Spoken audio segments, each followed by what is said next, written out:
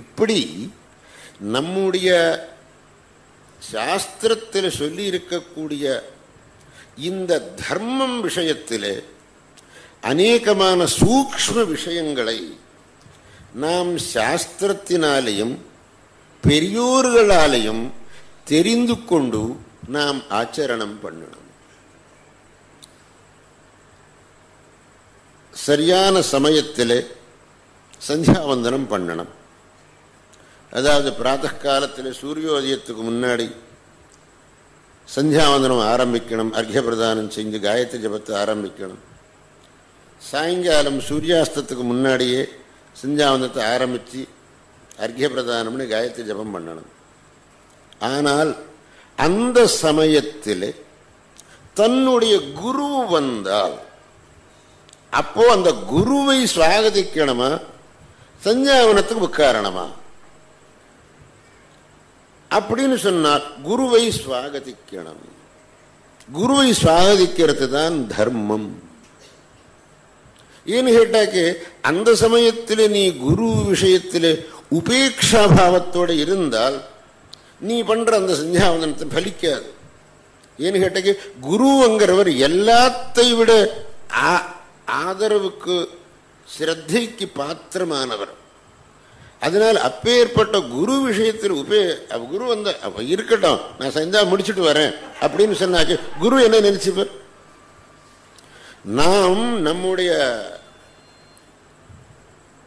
தர்மத்தில் குருவுக்கு மிக உயர்ந்த ஸ்தானம் கொடுத்திருக்கும். அவரை திரிமூர்த்தியாத்மகமா நாம் பாவிக்கிறோம். சாட்சாத் பரபிரம்மஸ்வரூபமா நாம் பாவிக்கிறோம்.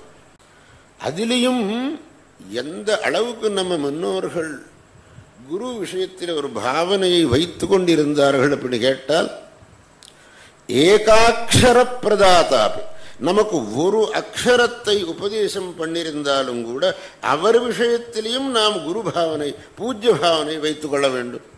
ஏகாட்சர பிரதாதாபி. அப்போ நமக்கு வித்யை அனுகிரகம் பண்ணினவர், நமக்கு ஞானத்தை உபதேசம் பண்ணின குரு விஷயத்திலே நாம் உபேட்சா பாவத்தோடு இருந்தால் அது மகாபராதம் ஆயிடும். அப்போ அந்த சமயத்தில் அப்போ நான் சகாலத்தில் சந்தியாவந்தனம் பண்ணின மாதிரி ஆகாதே அப்படின்னு சொன்னாங்க, அது பரவாயில்லை. இதுதான் தர்ம சூக்ஷ்மங்கள்.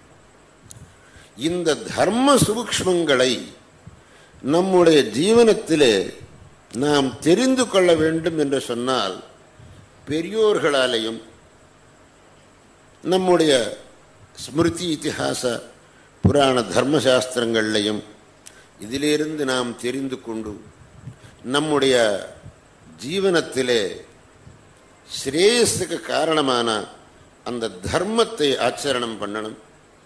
இதெல்லாம் அந்த சாஸ்திரத்தினுடைய அபிப்பிராயத்தை அனுசரித்துத்தான் நாம் ஆச்சரிக்கணும். அதுக்கு தான் நான் ஆரம்பத்தில் சொன்ன விதி நிஷேதம்ங்கிற இந்த ரெண்டையும் சாஸ்திர மூலமாக தான் நாம் தெரிந்து கொண்டு ஆச்சரிக்கணுமே விடிய நம்முடைய ஸ்வபுத்தியினால இதை தீர்மானம் செய்யறதுக்கு போகக்கூடாது. ஏனென்றால் நம்முடைய ஸ்வபுத்தியினால் தீர்மானம் பண்ண போனால் அது சரியான தீர்மானம் ஆகாது. ஏன்னு கேட்டாக்கே நாம தான் புத்திசாலிகள் அப்படின்னு எப்படி சொல்ல முடியும்? நம்மளே புத்திசாலி இன்னொருத்தன் இருக்கானே. யத்னே நானுமிதோப்யர்த்த குஷலைரனுமாத்ருபி அபியுக்தரைரன்யைரன்யதைவோபபாத்யதே. நான் ரொம்ப புத்திசாலின்னு நினைச்சுக்கிண்டு ஒரு விஷயத்தை நான் தீர்மானம் பண்ணினால் என்னை விட புத்திசாலியானவன் நீ பண்ணின தீர்மானம் தப்பு அப்படின்னு சொல்ல போறான். அப்போ நாம் பண்ணின தீர்மானம் என்னாச்சு? ஆனா வேதத்தில் சொன்னதை நாம் சொன்னால் அது மறுக்கிறதுக்கு யாராலையும் முடியாது. அவன் எவ்வளவு புத்திசாலி ஆனாலும் கூட வேதத்தில் சொன்னதை மறுக்கிறதுக்கு யாராலையும் முடியாது. ஏன்னா பகவத் பாதாள் ஒரு விஷயம் சொன்னார், நீ எவ்வளவு புத்திசாலி ஆனாலும் எவ்வளவு நீ பெரிய தார்க்கிகன் ஆனாலும் உன்னுடைய பிரஜையை உன்னுடைய தர்க்க பிரஜையை வேதத்தில் சொன்ன சித்தாந்தத்தை சமர்த்தனம் பண்றதுக்கு உபயோகம் பண்ணு. அதுக்கு விருத்தமான அர்த்தத்தை தீர்மானிக்கிறதுக்கு உன்னுடைய புத்தியை உபயோகிக்காது.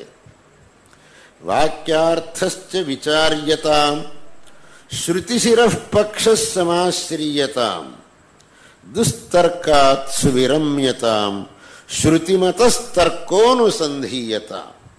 இதாக்கும் பகவத்பாதாவுடைய ஒரு ஆஜ்ஞை, அவர் ஆதேசம், அவர் நமக்கு கொடுத்த ஒரு ஆதேசம். வாக்கியார்த்த விசாரம் பண்ணுங்கோ, ஆனால் வேத விருத்தமான மார்க்கத்தில் போகாதுங்கோ. அப்படி போனா நீங்க ஒரு தீர்மானத்துக்கு வர முடியாது. ஆனா வேதோக்தமான அர்த்தத்தை சமர்த்தனம் பண்றதுக்கு நீங்க எவ்வளவு வேணுமாலும் உங்க தர்க்கத்தை உபயோகம் பண்ணது. ஸ்ருதி சிரஃப் பக்ஷ சமாஸ்ரீயதாம்.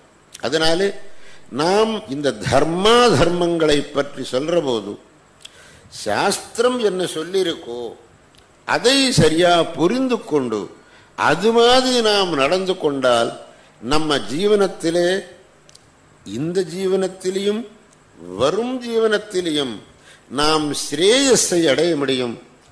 ஏன்னா நமக்கு எல்லோருக்கும் இருக்கக்கூடியது சுகம் மே பூயாத் துக்கம் மே மாபூத்ங்கிற ரெண்டே இச்சைதான். எனக்கு என்னைக்கும் சுகம் வேணும், எனக்கு ஒரு நாளும் துக்கம் வேண்டாம். எந்த ஜன்மத்திலையும் எனக்கு துக்கம் வேண்டாம், எந்த ஜன்மா வந்தாலும் எனக்கு சுகமே வரட்டும். இந்த ரெண்டு இச்சை எப்போ பூர்த்தியாகும்னு கேட்டாக்கே, தர்மத்தை ஆச்சரித்தால், அதர்மத்திலிருந்து தூரத்தில் இருந்தால் தான் இந்த ரெண்டு இச்சையும் நிறைவேறும். அதனால சாஸ்திரத்தில் சொல்லப்பட்ட அந்த தர்மா தர்மங்களை சரியாக புரிந்து கொண்டு அதுபடி ஆச்சரணம் பண்ணி எல்லோரும் ஸ்ரேயோவான்கள் ஆகட்டும் என்று நான் சொல்ல விரும்புகிறேன்.